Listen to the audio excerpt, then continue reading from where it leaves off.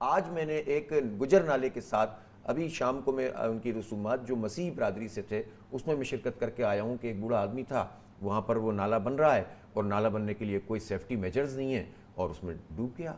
एक और लाश निकली परसों। यानी यहाँ हम लाशें उठाने के लिए, बच्चों की लाशें उठाने के लिए शहरी रह गए। यानी सिर्फ सेफ्टी मेजर्स होने, जहाँ तामीरात कर रहे हैं वहाँ भी नहीं है।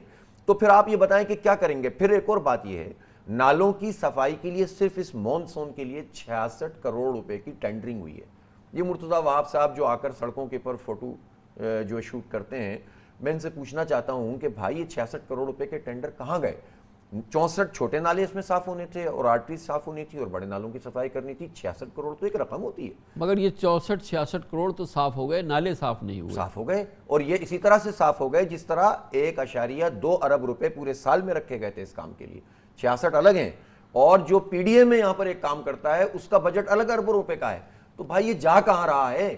मैंने मतलब कैलकुलेशन की तो पता चला पिछले 14 साल में 5000 अरब रुपए का तरक्याती बजट इन्होंने पेश किया है। अगर इन्होंने चले 3000 और 4000 भी कंज्यूम किया है तो वो कहां है?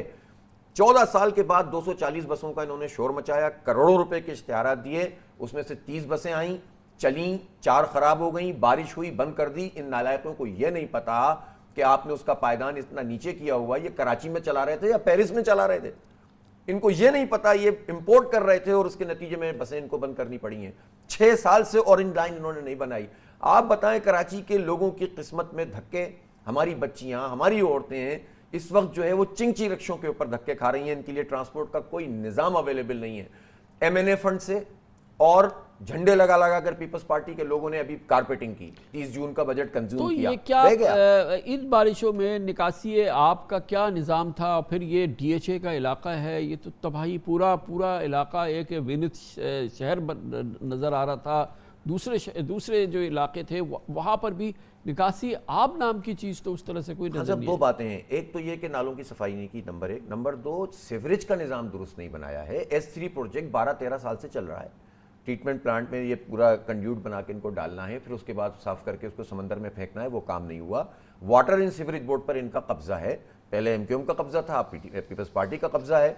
और बजाय इसके कि वो सीवरेज की लाइनें दुरुस्त करें, वो बरसाती नालों में सीवरेज की लाइनें डाल देते हैं। और सॉलिड वेस्ट मैनेजमेंट के नाम से जो कब्जा किया हुआ है इन्होंने, सिंध सॉलिड वेस्ट मैनेजमेंट, वो कचरा भी इन नालों में गिरता है। तो जब बारिश होती है तो कीचड़ और वो कचरा, और फिर जब वो ओवरफ्लो करके बाहर आता है तो आप सोच सकते हैं कि इस वक्त लोगों का क्या हाल होता है। जहां तक डीएचए का ताल्लुक है, डॉक्टर आरिफ हसन तो बार बार बता रहे हैं ना कि आपने जो रिक्लेम के नाम पर जमीन समंदर से की है, वो आपने रिक्लेम नहीं की है, बल्कि आपने पानी के रास्ते के ऊपर आपने प्लॉटिंग कर दी। अब मैं किसके हाथ पे अपना लहू तलाश करूं?